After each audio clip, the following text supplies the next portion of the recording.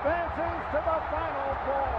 Shout out Chillinois Basketball Podcast. Shout out to Chillinois Podcast. Shout out Chillinois Podcast. Shout out Chillinois Basketball, man.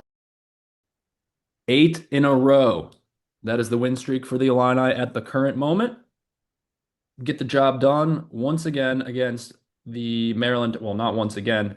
Maryland has been a struggle for us in the past, but in terms of they've won 8 in a row, they get the jobs done again. 89-70, the final score in Champaign on Wednesday night. Orange Crush was back. Orange Crush was loud. Andrei Stojakovic scored 30 points, and he finally shot three-pointers like his father, Peja Stojakovic. I think there's a lot of work to be done with his jump shot still, but if he can shoot the ball like that for the rest of the season, and if he's going to play like that for the rest of the season while Kylan is out at least, I am less concerned about this team while Kylan is out, to be completely honest with you. I know Maryland's not an all-world team. Defensively, they're pretty far down in KenPom, but the Illini offense didn't look like it was too deterred by the fact they didn't have their senior point guard on the floor. Keaton still had pretty dominant game if you look at the fact he had 8 assists. Andre, like I said, scored 30. Tomislav, Zvonimir, and Mirkovic did their job on the rebounds. Jake Davis hit 4 threes. What else could you ask for as an Illini fan, Noah? Listen, I was very impressed. I thought that going into it, there was a lot of questions. Who's going to step up? I predicted Petro. Unfortunately, Petro played like a middle schooler, like he usually does. And turned out to be Stojakovic that stepped up. Not too surprising, considering that he's probably our second best player, honestly, behind Keaton. You could make an argument it's Kylan, but I think when you look at, one-on-one matchups, it's really, really tough. Not many people in the country can beat Andre.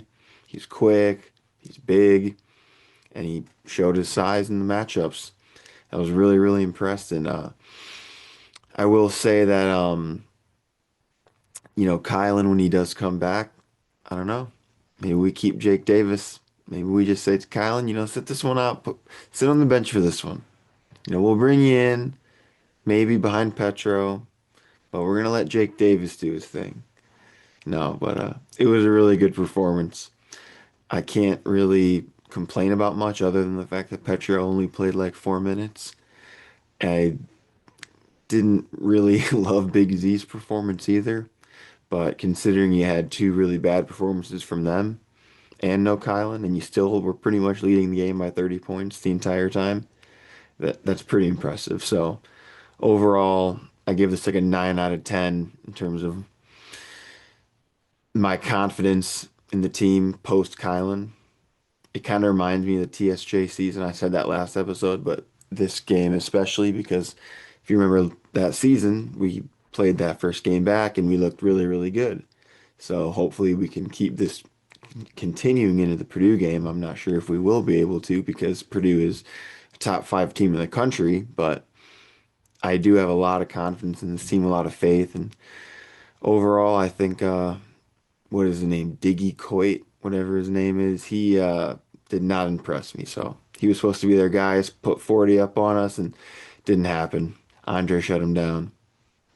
You had me on like 99% of that, except for when you said Jake Davis should start over Kylan Boswell when Kylan Boswell comes back from injury.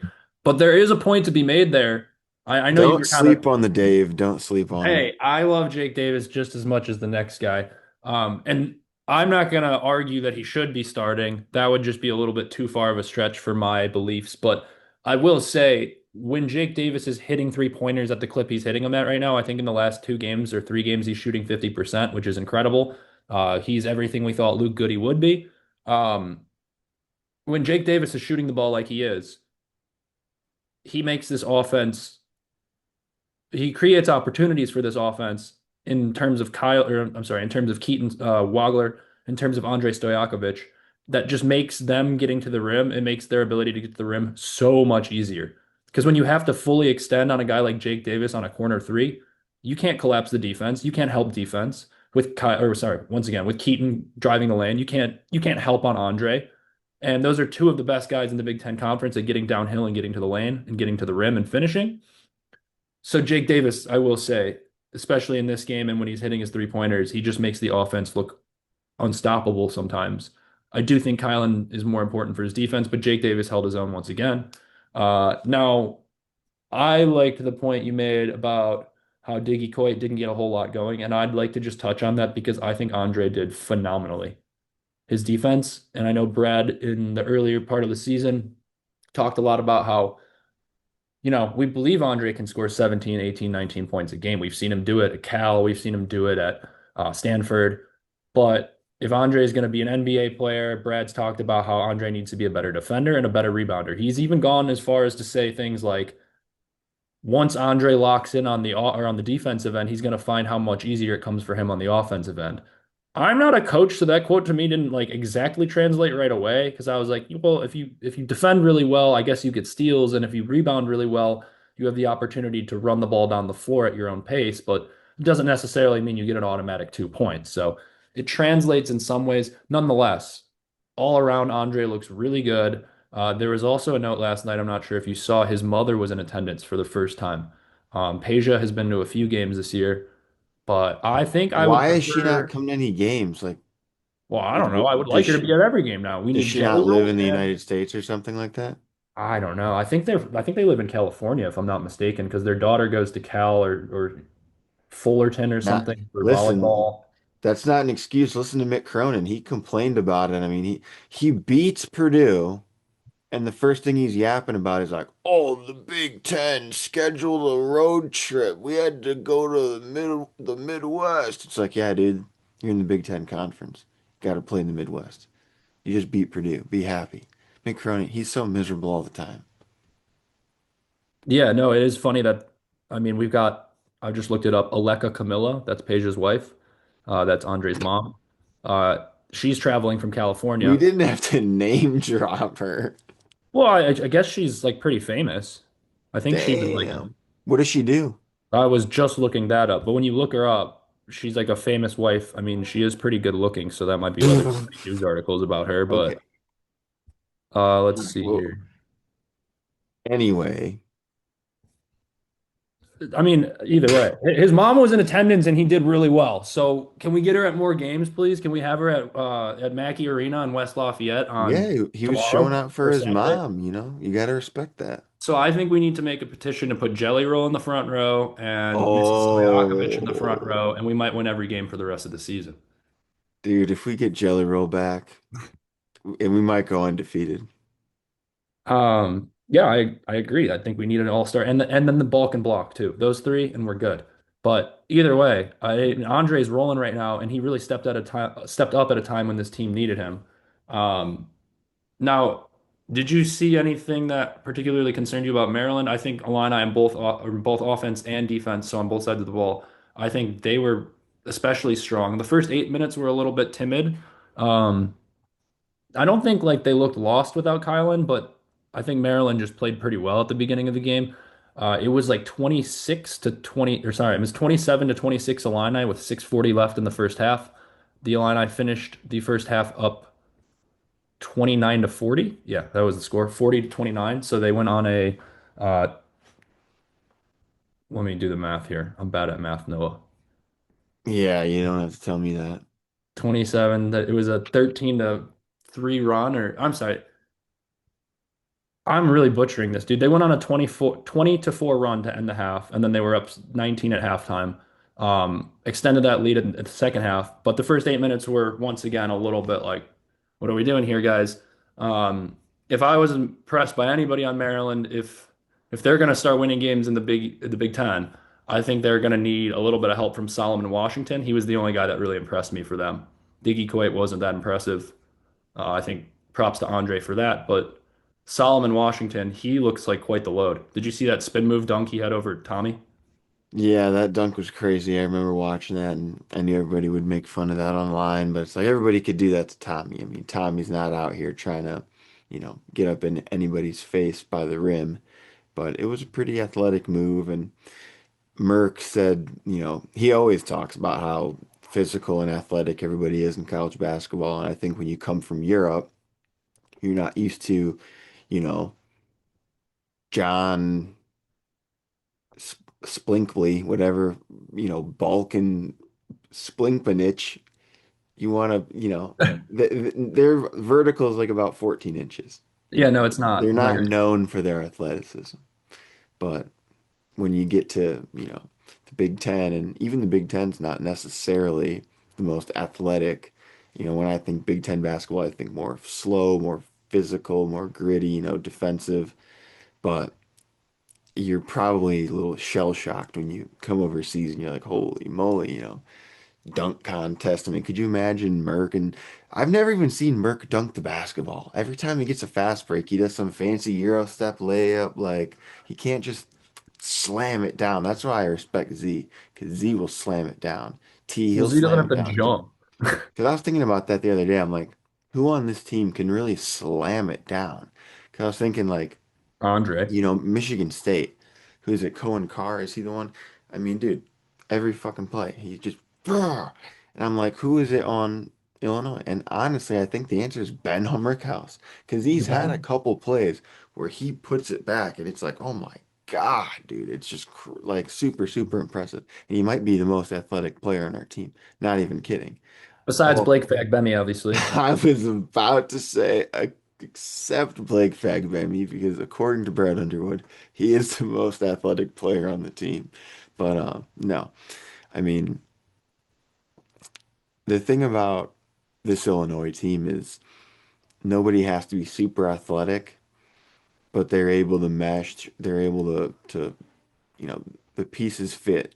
They're a puzzle, and the pieces fit. Usually, the pieces don't fit. You're trying to jam a square peg into a round hole, and trying to match this player up with that player, and oh, Matthew Meyer, you gotta, he can't, play with Sky Clark and then Jaden Epps. It's like there's always drama, and it feels like this team, there's the pieces fit, which is just harmonious. It's nice for a change. Yeah, it certainly. Any you thought if there been you would have thought there would have been a kind of like wrench in the system when Kylan went out, but it looks like they're still fitting together pretty well. Um, Really only negative part of this game that I saw, and I didn't even think it was that much of a negative. I actually thought it was pretty funny.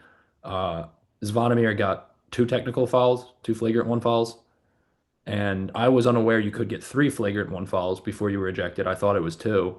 So I'm not really sure how that all works, but They uh, thought it was two because I literally everybody was like, the announcers were like, he's ejected, like he was Big Ten Network walking off. graphics said that. Yeah. Yeah, he was like walking off, and then it said, foul or ejected, and they're like, oh, they came back from commercial break. They're like, oh, it's actually three. So I'm like, okay, great. Not that he was playing very well in the first place, but Uh, I mean, it wasn't great to see that. You don't want a player getting nearly ejected, obviously, and it's not like foul trouble is something the Illini deal with all too often. I just wanted to bring it up because my favorite part was the quote from David Mirkovic after he goes, in Europe, that's not foul. I think he was talking about the second flagrant. No, he was talking about the first, which I thought was more aggressive than the second. I thought the second one was just a result of Tom or Svanimir being too tall and his elbows being that high by accident because that's just where his elbows are when he's standing next to a 6'4" player. Um, the first one, he fully body checked the guy down the lane and sent him flying, which was I laughed so hard. that's what Uh, he needs to do to Braden Smith, man. Just send that fool into the bleachers. Yeah. Any last points on this Maryland game? Because to me, it was game, set, match. Illini win, another Big Ten win, 8 in a row, and we do have a big one at Mackey on Saturday. So I'd prefer to get talking about that one. Not much. I honestly was really impressed, and I kind of called it. I mean, I listened back to my prediction, and I think I predicted like 93 to 65. Yeah, And I was skeptical about them scoring nearly 90 points, and they didn't have a problem with it. So good on. I thought about that too during the game. Good on you with that prediction. yeah, so that's all I wanted to add. I just want, credit where credit's due. I'll be happy to give you credit, especially if you're going to call 90 points from the Illini and they're going to score. They're actually the number one Ken Palm offense right now. So they are. I don't know if that factors in that Kylan's out. I don't think it does. I think it just takes like results and score results. I don't think it factors in like I think their potentially offense who's is lost better players. without Kylan. I mean, it's the defense that really is where you suffer, but I think There, offensively there they're going could to be an score more argument. points.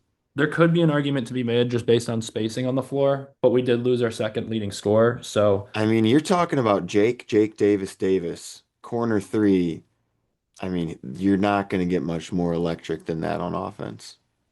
Like I said, I think the spacing works out really well.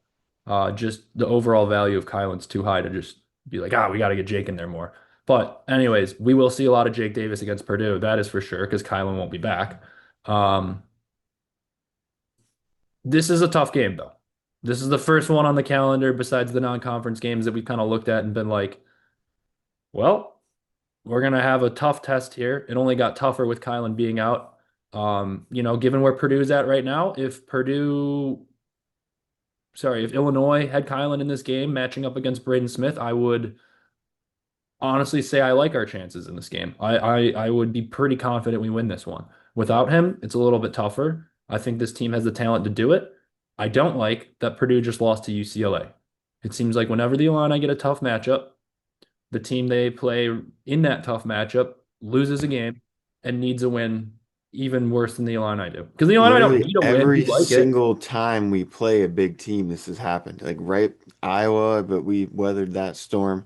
I mean, it just keeps happening, but we just gotta keep stepping up to the plate. Yeah, and weathering the storm is something I think they're going to have to do here. This will be, I've said this before on the podcast, but I think this will be the toughest matchup. Excuse me, I keep forgetting that his name is Keaton, not Kylan. But I think this will be the most difficult matchup Keaton's played in his career. It'll certainly be the loudest. It'll be the most hostile environment he's ever played in. This is, as far as Big Ten away road games go, is there a harder one in the conference besides if maybe talking Illinois?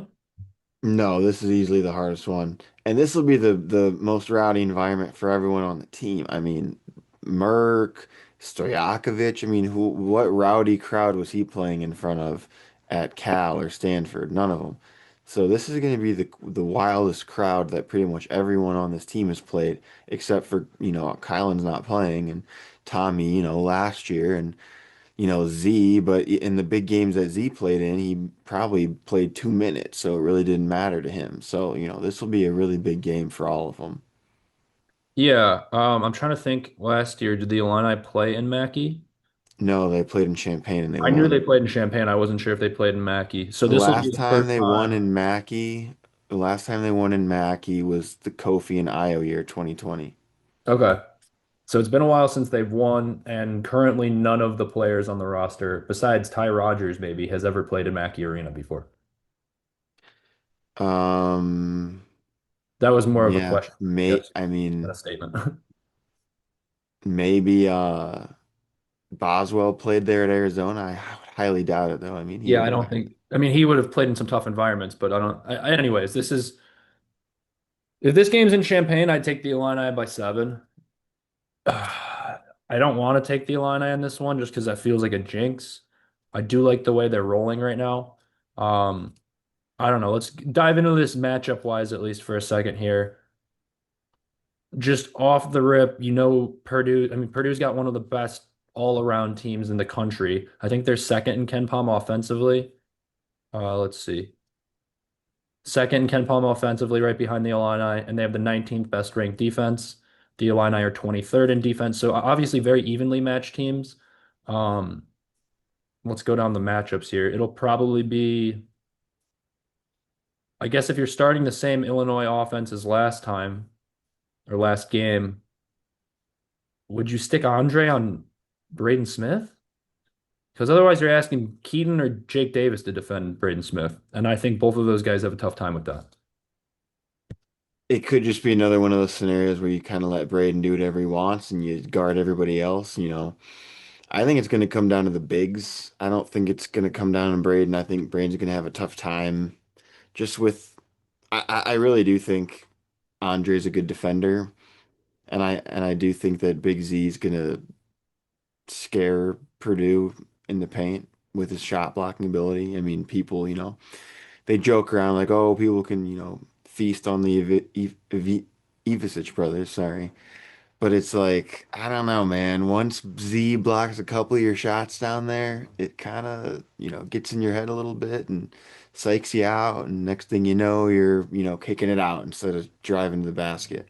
And Illinois is not known to commit many fouls. They're the best team in the country at not committing fouls. So good luck driving to the basket and getting to the, free throw line because we'll just let you score. It's not that big of a deal because Illinois' whole goal is to outscore you. So that's probably, I mean, I don't think they're going to stick Andre on Braden Smith just based off of my extensive research of watching the Sleepers media preview about 30 minutes ago. It's going to come down to what Painter wants. Painter's not going to want Andre on Braden because he's going to be worried that Andre's going to draw fouls and get Braden in Or foul 30. trouble, drawn to the basket, which is a fair point. Um, that's really going to be key for the Illini is getting to the free throw line, and it's really interesting because when you talk about this Purdue team, this year they don't really get to the line that much, but in previous years, like that was their MO. Like Zach Edey would shoot 30 free throws a game, and everybody would lose their mind on social media. That was their whole thing. So it's going to be super crucial. I think Illinois, if they can drive to the basket and draw contact and get to the free throw line, get some and ones, great. But if they got to rely on the three, they can rely on the three as well. I mean, when you take Kylan out of the lineup and put Jake Davis in, it limits your layup potential and driving to the basket, but it really increases your three-point potential. And, again, based off the real hours and hours of research I've been doing on this, according to Sleepers Media, you know, Purdue wants you to shoot the three. So if you let Illinois shoot the three, they'll shoot the three. They'll shoot 50 threes if you let them. They don't care. They'll shoot the three with 25 seconds on the shot clock. If they have an open shot, they'll take it. So if they can hit their threes, I don't see a world where Purdue wins this game. But it's going to be hard to hit your threes in Mackey Arena. It's just with that environment, that crowd, that level of noise, it's really, really tough to hit your threes. So it's going to be interesting to see what Painter does defensively, if he run, zone, man to man, whatever he ends up doing. But I think it's ultimately going to come down to can Illinois hit their shots. And if they do, I think they'll win the game. But we'll get to the predictions later. Yeah. There is a lot of size for Purdue. This will be the first time in three Big Ten matchups for the Illini that they're going to have to contest with some size. They've got Oscar Clough. I think that's his name. I know it's Clough is his last name. I just want to get his first name correct. Uh, Oscar Clough from New Zealand or Australia, Sunshine Coast. He's 6'11", 255, so he might be a problem for Zvonimir and Tomislav and Markovic. They also have Trey Kaufman-Renn, if you remember. He's back for his 85th year consecutively of college basketball. He's a good rebounder as well. He's 6'9". And then they also have, I think he's a redshirt freshman because he got injured last year. No, he's a sophomore. Daniel Jacobson, 7'4". Now, he's one of those guys that's a little kind of like a string bean, so I don't think Tomislav and Zvonimir will have a problem physically with him, I but don't think he plays much at all. not a ton. Clough is their starter, but Jacobson will come in. He averages 15 minutes per game, so 7-4 and half an assist a game. The size worries me for Purdue because this will be the first time the Illini have seen a team this tall since probably UConn or maybe Alabama. But this is the difference between the two teams is our guys can shoot the three. Can Daniel Jacobson shoot the three? I don't No, think I he don't can. think so. He's shooting 28% from three this What year. what's Clough is shooting TKR shoot from the three?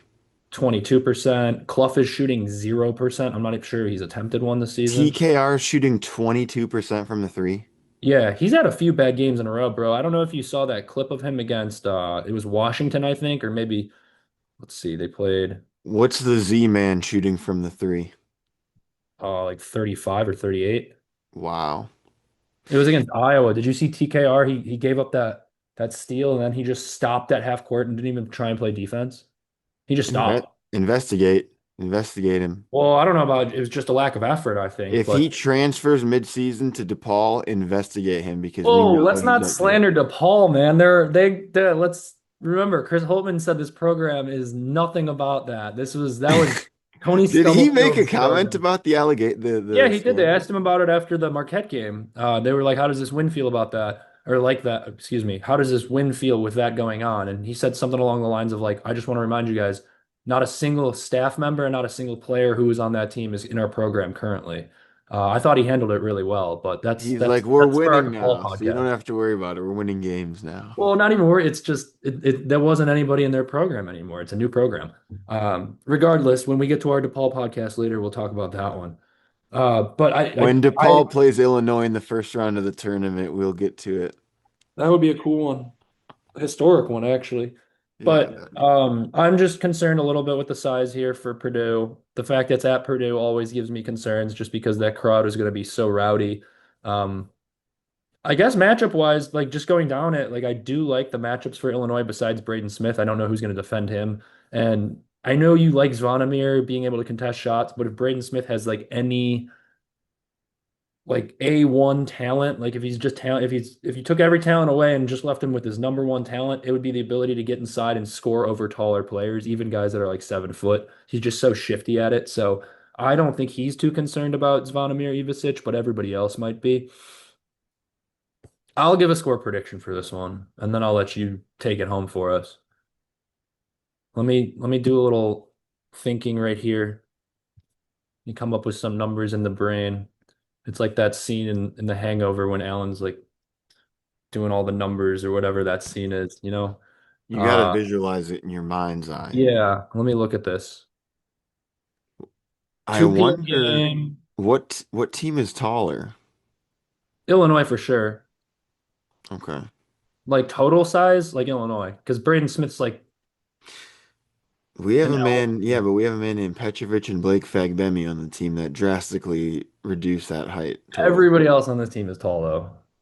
I think, that could be the key, honestly, is like Braden's going off. He's getting around the tall guys, shooting over him. Well, guess what? Get underneath Braden with Blake Fagbemi. Get underneath him somehow. Elevate. Maybe Okay. Petrovic and Fagbemi can do a little 2-on-1 action. I've got the gods speaking to me here. They're sending Okay. me the vibes. I'm going Illinois in a very close one, very, very close one, back and forth the entire game. Free throws at the end, like two free throws on a maybe a silly foul call that give the Illini the win in Mackey. I'm going to call it 83-81 Illini. And I think Mihailo Petrovic has a bigger role in this one than we would anticipate. Oh my That doesn't God. mean he scores like 10 points.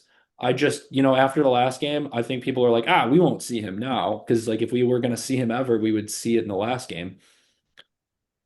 I think the way Brad uses him might be kind of key, man. It Because it sounds like a just wild card, like he's like a wild card situation, back of your well, pocket.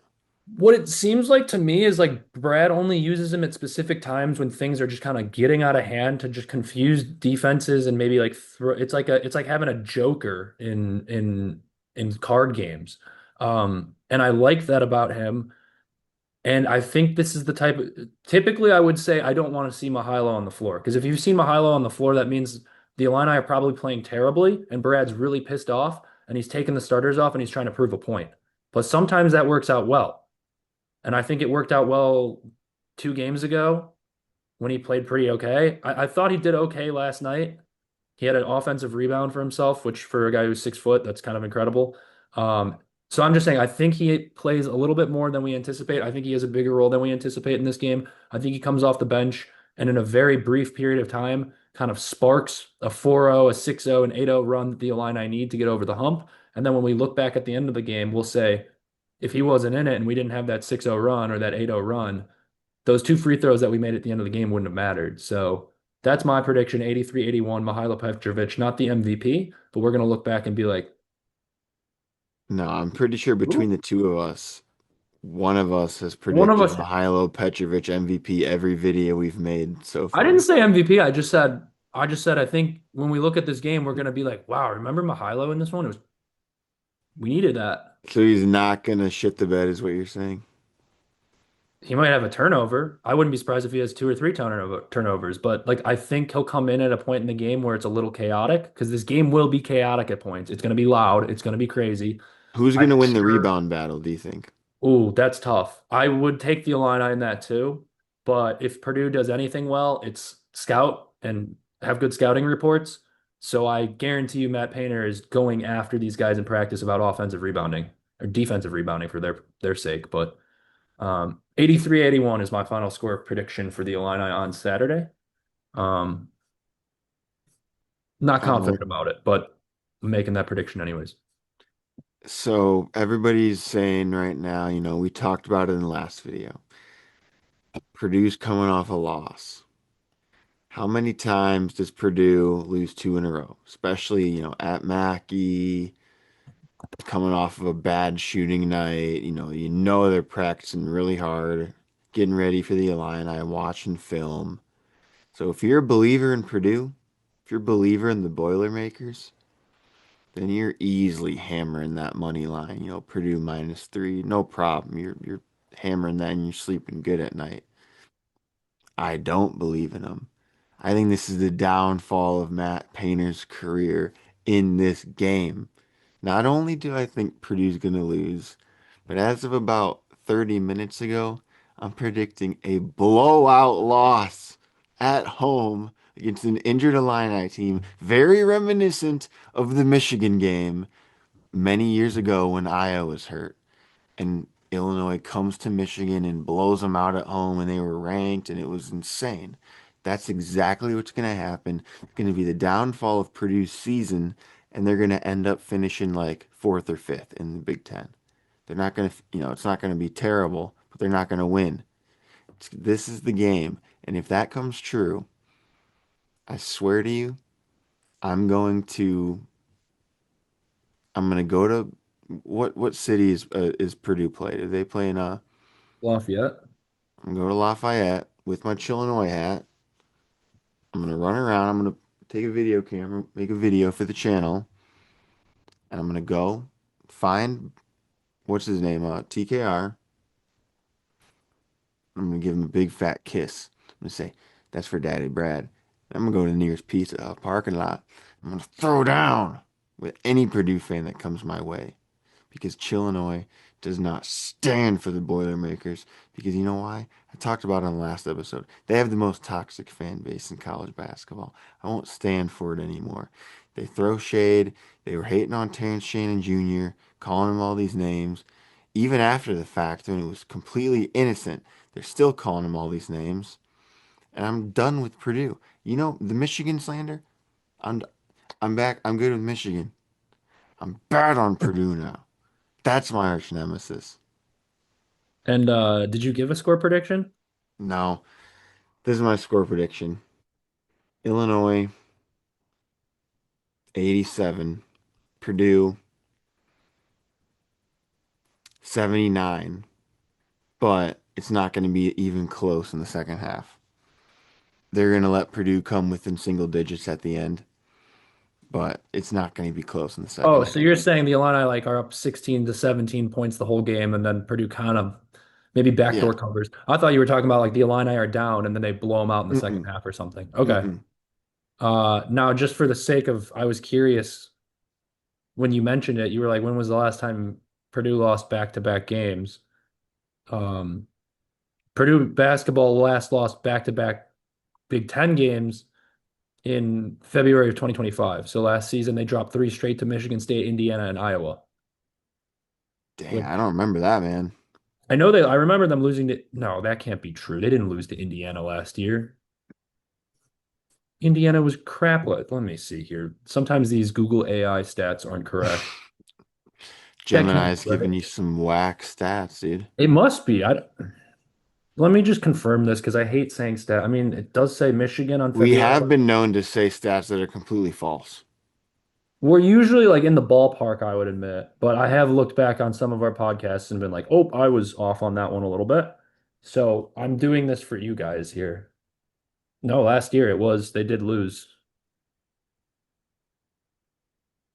three games. February 15th, February 18th, and okay, this doesn't make any sense now. Anyways, it's been Purdue women's field hockey schedule. What are you looking at over there? let, let me share my screen. No, we Um, don't want to see it. 2024, 2025. You know what we need to do is play more Balkan music because that was one of my favorite segments we've No, they ever did. They done. lost. No, they lost four in a row last year in Big Ten play. Are you I mean, that freaking makes kidding sense, I me? guess. Purdue didn't, I mean, Michigan State won the conference last year. Um, they lost at number 20 Michigan on February 11th of One of 20. those was Illinois.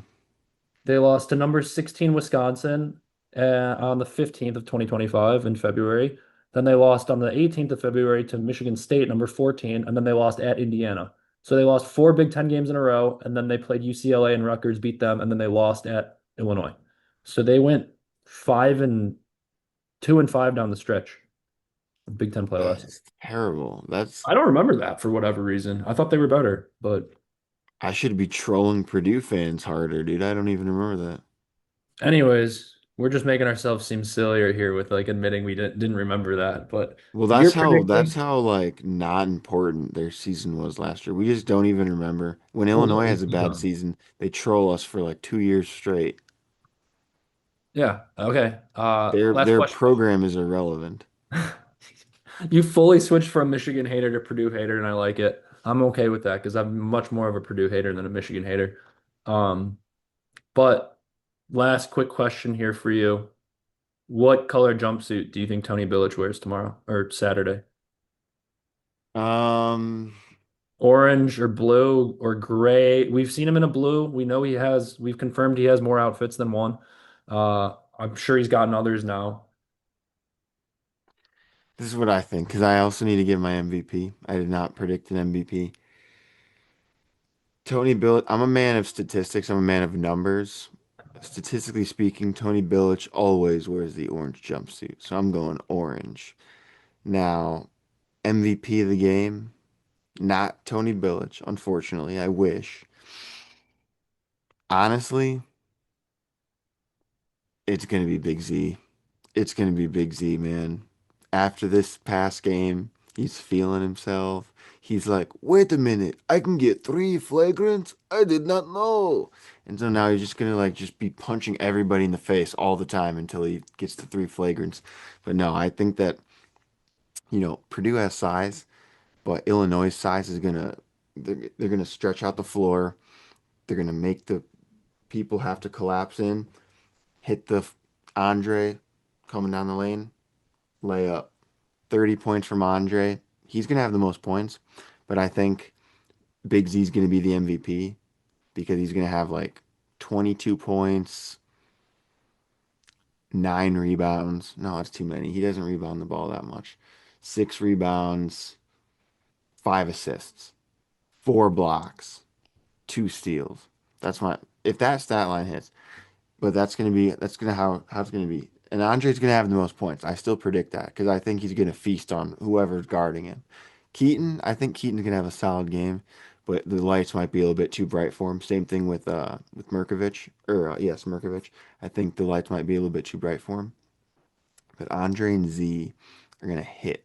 They're gonna hit big, and Z's gonna do some crazy shit. He's gonna like, he's gonna like pull his hand like his arm out and dangle it down there. He loves to do that one. That's one of The his green favorite screen ones to really do. messed with that one. Dude, you guys know what I'm doing. I'm doing the dangle, but he's really feeling himself right now. This is like peak Z time, and I can't wait. In this environment, dude, he's just gonna be on another level. And Brad's not gonna know what to do. Brad's gonna be like, do I yell at him? Do I encourage it? I don't know. And then Orlando, he's just gonna be hyped. Orlando's just happy, man. He's just positive vibes all the time. And Kylan's gonna love it too. Kylan's gonna be gassing them all up. So that's my prediction for MVP. All right, so we got Zvonimir MVP. With Andre most points. I think you said set 87 to 79. So 8 point Yes. victory. Yes. All right. I like that. Um, if they win again, what does that elevate this Illini team to? I mean, Mm, obviously in the rankings will be, best team in the country. you think so? The fact that they're rank 11 right now, this is what's crazy. Illinois is 11 and Nebraska are they still 7 or what are they at now? Yeah, Nebraska's 7 now. They should be the number one AP team in the country. It makes zero sense. Who's number one? Is it Arizona? It's a Arizona t who hasn't lost, so Okay, fair. But Michigan's lost, right? And they're like top five. UConn's lost. Duke is UConn's lost. lost. They've all lost. Put Purdue at two, or put Nebraska. Nebraska at two. This is what doesn't make any sense. The Big Ten. I mean, you look at Illinois' losses. Some solid losses. They're not losing to, look at Purdue's loss. They lost to an unranked team. Illinois' losses to the undefeated second best team in the country, arguably the best team in the country. So they should really be a top 10 team. I think everybody knows Illinois is a top 10 team. I mean, you can make an argument with Kylan out that they're right on the cusp, maybe not top 10 anymore. I still think they are. This game is going to say so much. I mean, if Illinois gets blown out, which I don't see happening, but if they do, okay, it is whatever. But if they win somehow, dude, forget it. Illinois Twitter's going to blow up. It's just Purdue fans are never going to hear the end of it.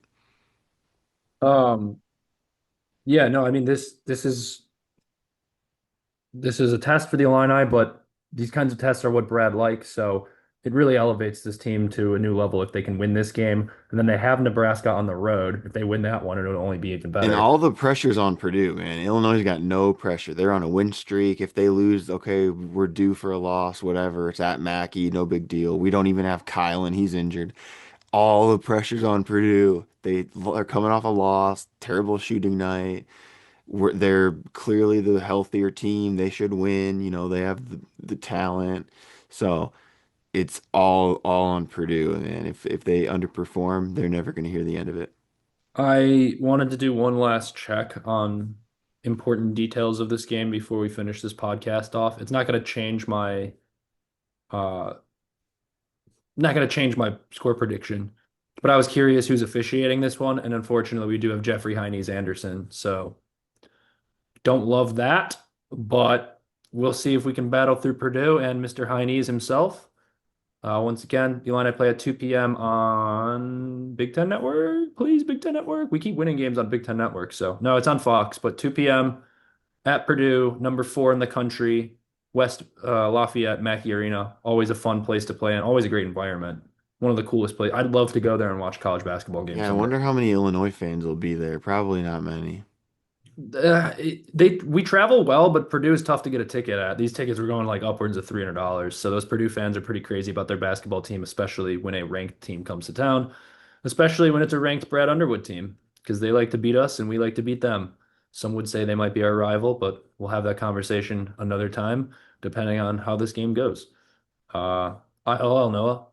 I and I.